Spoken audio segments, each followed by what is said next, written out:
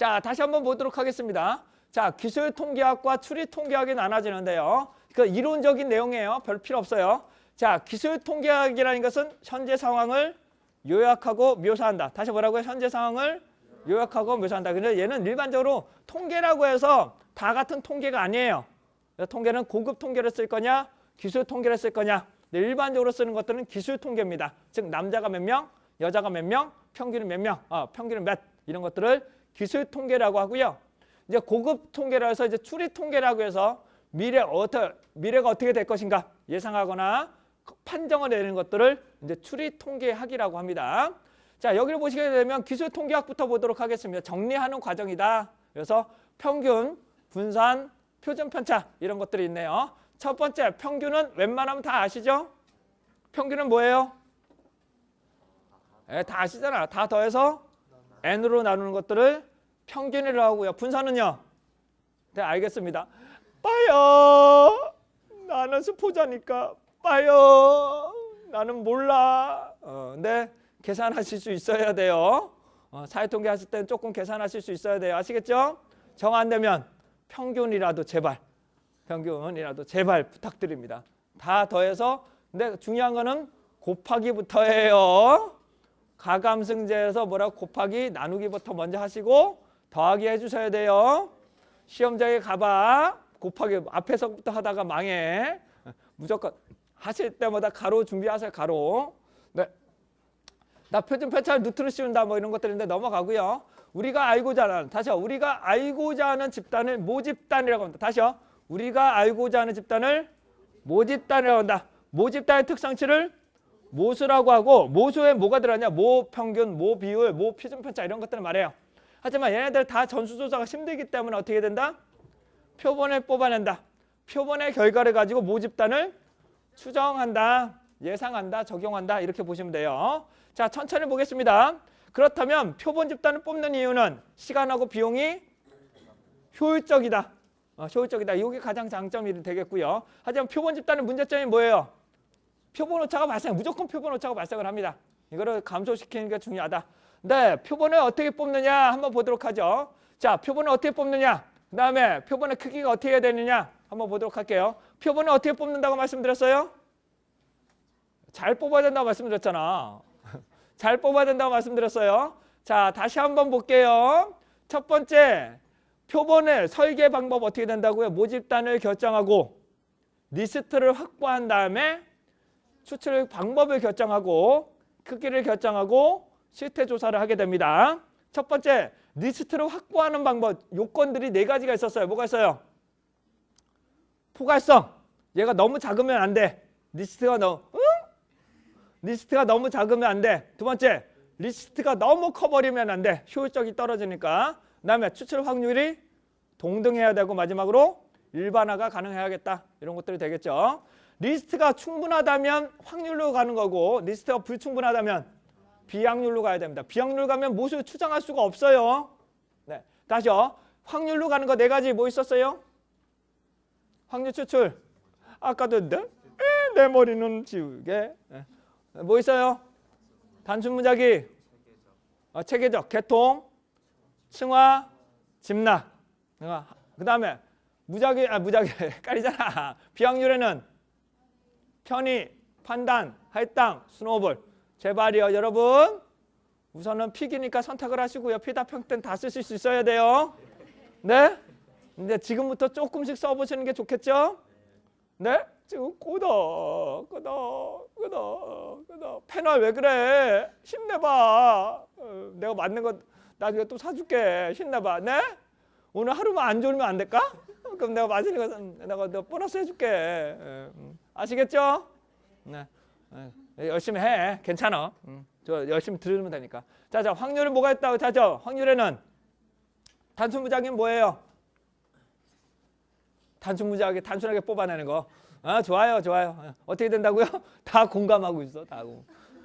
자, 전체 n에서 내가 추출하고자 하는 거를 n만큼 그냥 난선을 뽑아내는 거야. 개통은요. 순서가 있고 그룹 내가 추출하고자 하는 개수만큼 분리를 한 다음에 처음에는 무작위 일정한 간격으로 층화는 기준자를 들이대서 구분을 하는데 그룹과 그룹 간에는 이질, 그룹 내부에는 동질적으로 만들어내는 거. 이거 반대가 집락이죠. 집락은 어떻게 돼요? 구분하는데 그룹과 그룹 간에는 동질, 그룹 내부는 일질적으로 추천하는 방법을 말합니다. 비확률을 보겠습니다. 비확률, 편의는 편하게 길 가는 사람 마음대로, 판단은 내가 거기에 있을 거라고 생각되는 집단들, 할당은요? 할당을 한다고? 다시 해보라고. 일정한 기준에 맞춰서 분리를 하는데 얘는 무작위로 뽑아내는 게 아니라 자기적으로 뽑아낸다. 스노볼은요? 첫 번째는 무작위로 그러니까 자기적으로 선정하고 계속해서 소개를 받아서 넓혀나가는 방법을 스노볼이라고 하죠. 근데 추리통계학은 확률적으로 분석을 해야 됩니다. 자, 추리통계학은 확률, 그러니까 어떻게 된다? 리스트를 최대한 많이 확보를 해서 최적의 추출 방법을 결정을 해야 됩니다. 가장 많이 뽑아야 되는 추출 방법이 뭐라고요? 집락, 그 다음에 단순무작위, 층화. 층화는 가장 적게 뽑아도 됩니다. 근데 층화를 뽑아내기 위해서는 어떻게 한다? 성격을 이미 알고 있어야 돼요. 다시 층화를 하려면 어떻게 된다? 이미 성격을 알고 있어야 돼요. 다시 해볼게요. 제가 여러분들에게 사회통계 점수를 매기고 싶어. 평균적으로 보고 있어. 가장 일반적으로 어떻게 된다? 전체를 조사하는 방법이 있겠죠. 하지만 오늘 결석하시는 분들이 있단 말이야. 그건 내가 전체 조사가 실제로 힘들어. 그래서 어떻게 한다? 첫 번째, 무작위로 하면 어떻게 돼요? 여기서 동그라미 쳐갖고 아무거나 시험지 뽑아가지고 채점하는 방법. 그 점수가 전체로라고 하는 거. 이를 뭐라고 한다고요? 단순 무작위.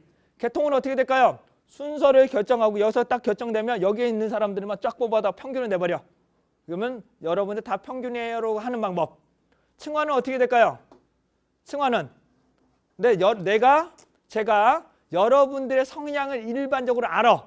그래서 90점 이상, 80점 이상, 70점 이상은 내가 구분을 해서 A그룹, B그룹, C그룹, D그룹 해서 A그룹에서 몇 개, B그룹에서 몇 개, C그룹에서 몇 개를 뽑아서 그분들의 평균을 내버리는 거야. 마지막으로 집락은 뭐가 되냐면 군집이라고 하는 건 뭐라고요? 이렇게 배분을 해서 뭐라고요? 높은 거 중앙, 하, 상중하, 상중하, 상중하, 상중하로 구분을 해서 어떻게 된다? 그 중에 한 집단만 그 팀을 잡아내는 거죠. 그 결과를 전체요라고 적용하는 방법.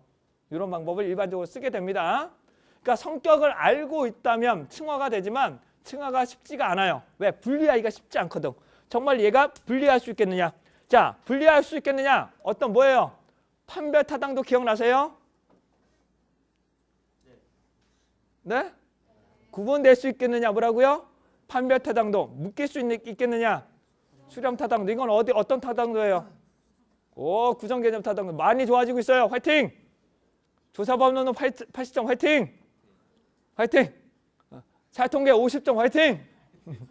50점 화이팅! 웃고 있지? 50 안 될 것 같지? 될 것 같지? 한번 풀어봐. 이제 뒷부분 보자고. 자, 우리가 알고자 하는 집단을 다시 뭐라고 한다고요? 모집단. 모집단 전체 조사하는 것들은 전수조사. 일부를 뽑아내는 것들은 표본. 그러니까 모집단의 특성치를 모수, 표본 집단의 특성치를 통계치라고 보시면 됩니다. 통계치. 통계치는 실제 값들을 말하는 거. 통계량이라는 것은 평균, 중앙값 이런 것들 통계량이라고 하고요. 통계치는 평균이 몇, 중앙값이 몇, 최빈값이 몇 이런 것들을 통계치라고 해요. 실제 값을 말하게 됩니다. 자, 읽어볼게요. 한국 성인 전체 흡연자 비율을 알아보기 위해서 성인 남자 1000명을 추출하여 흡연자 비율이 얼마나 되는지 알아보고자 한다. 다시 볼게요. 한 번씩 칸을 채워볼게요. 성인 전체 모집단이죠. 모집단을 알아내기 위해서 흡연자 비율이 얘는 모수치가 되겠죠. 근데 일반적으로 모수라고 합니다. 모수 혹은 모수치라고 하고요. 근데 모수치는 실제로 관측값을 모수치라고 하면 되세요. 근데 성인 남자 1000명을 표본 추출해서 흡연자 비율이 이 결과를 통계치라고 하죠. 통계치. 그러니까 비율이라면 통계량이 되는 거고 통계치면 실제 값을 말하는 거예요. 아시겠나요? 그러니까 모수가 되려면 뭐가 된다고? 모수는 비율이 되는 거고 모수치는 실제 값을 말하는 거예요. 몇 프로? 20%, 30% 이런 것들을 말하는 거예요. 자, 좀 정리해 보죠. 자료, 분석, 정보, 검증, 검정. 자, 자료라는 것은 실제 특성값을 말하는 거고요. 분석이라는 것은 진위를 밝히는 절차. 정보는 의사결정에 도움이 되도록. 이건 필요 없어요. 네. 근데 요거는 다시 한번 보겠습니다. 검증이란 뭐라고 한다고요?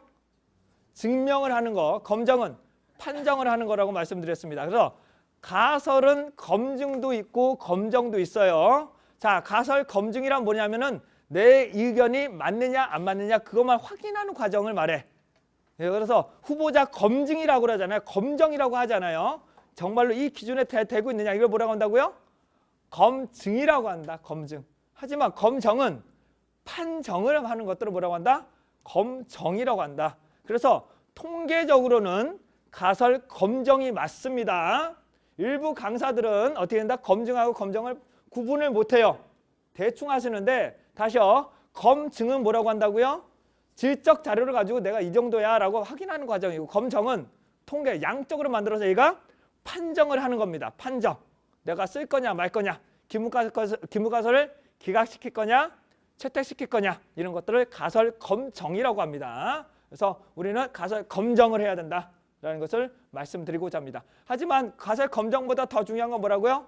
검증된 데이터가 있어야 된다. 반드시 검증된 데이터가 있어야 된다. 그러려면 신뢰도와 타당도가 확보돼야 된다는 것이 기준이 됩니다. 통계가 중요한 게 아니라 뭐라고요?